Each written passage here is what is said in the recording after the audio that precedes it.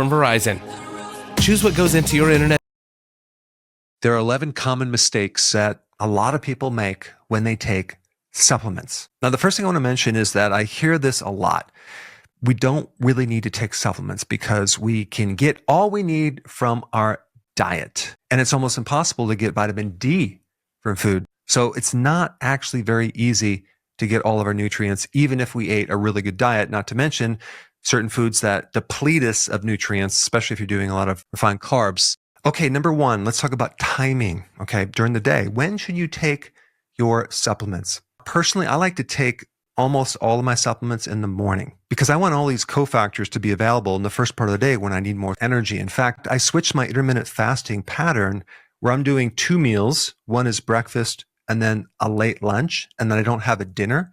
That seems to work. And the reason I did that is because it gives me more energy during the day rather than doing fasting and then eating late at night when I don't need the energy before I go to bed. Now, as far as taking electrolytes right before bed, I don't really recommend it because electrolytes can push fluid out of your body. Now, as far as vitamin D goes, some people do better to take the vitamin D in the morning. Some people do better right before bed. It tends to help them sleep better. You can experiment with that. The other thing I want to mention about the timing is that you don't want to take any calcium supplements right before you eat because calcium neutralizes the stomach acid and it's going to as a human guinea pig for a long time.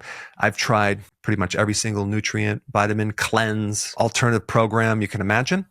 And one time, long ago, I decided to do a gallbladder flush. In this gallbladder flush, you take beetroot supplements and olive oil. I took a hand of these beetroot supplements, put it in my mouth, and washed them down with 12 ounces of oil.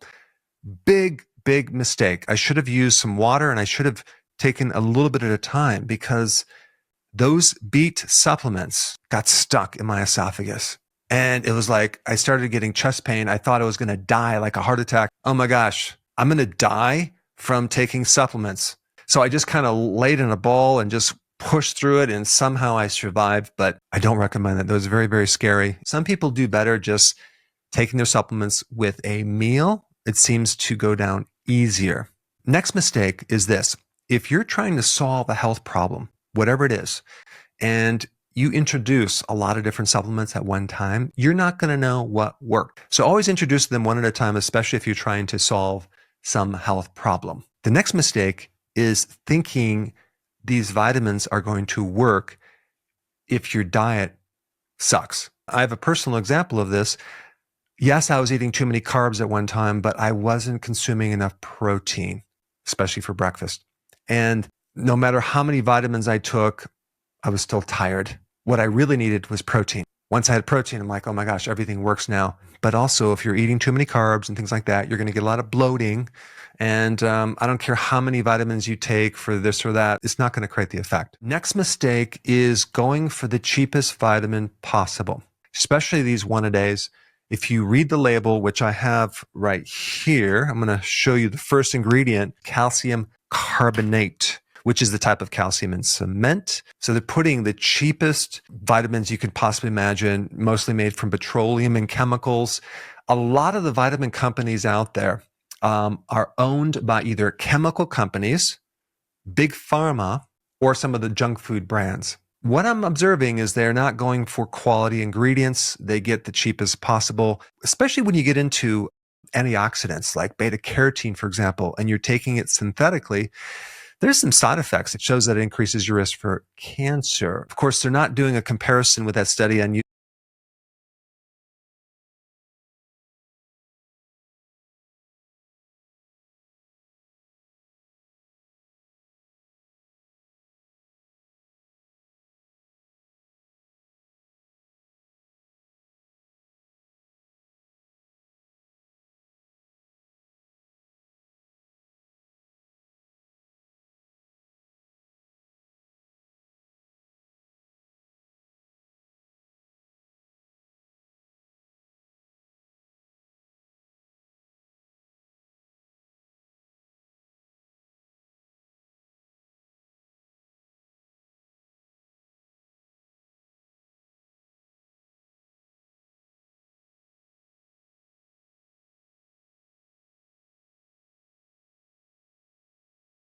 antioxidants from actual food.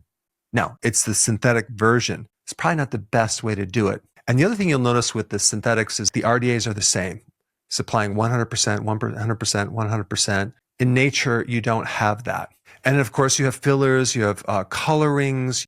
And sometimes people think that there's no difference between vitamins. The synthetics are the same as natural. Well, I don't think so.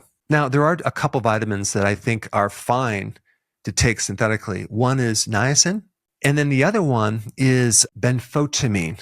But for some of the other vitamins, I would try to go more natural or get the vitamins in the natural complex that nature has provided. Now let's talk about the mistake sometimes people make with supplements and drug interactions.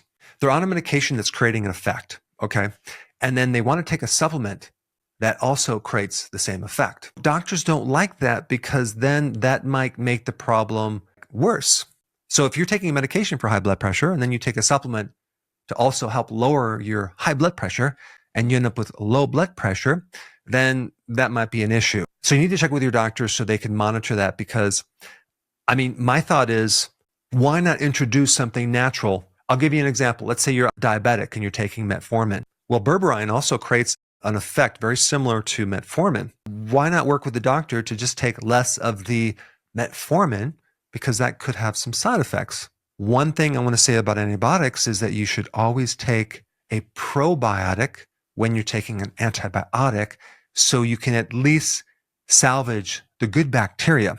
But here's the thing, if you're on medication, let's say, for example, for high blood pressure and you're taking magnesium and all of a sudden your blood pressure starts going too low, is that really a bad thing? Why not just get with the doctor to take less of that medication? Because magnesium is such an important natural remedy for everything related to the heart. One of the worst medications you can take for your liver, which is over the counter, is Tylenol.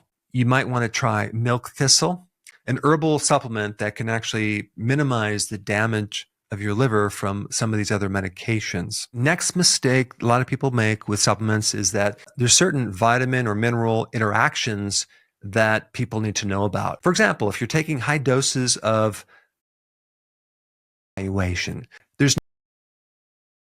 It's Pod's biggest sale of the summer. Save up to 25% on moving and storage for a limited time. There's not enough time in school to really fully understand about simply because vitamin D is the most important vitamin because of what happens when you're deficient. The RDAs that they originally came up with, which is, 600 IUs, is sufficient. But there's another system that a lot of people do not know about. And this system is called the paracrine autocrine system. So this system is mainly dependent on either the sun converting the cholesterol in your skin to vitamin D, or the vitamin D in your food, or the vitamin D in your supplements. And the half-life for that is like 24 hours. So after 24 hours, it's pretty much gone. So if you're trying to support your immune system, you need to be taking vitamin D every single day or getting sun every single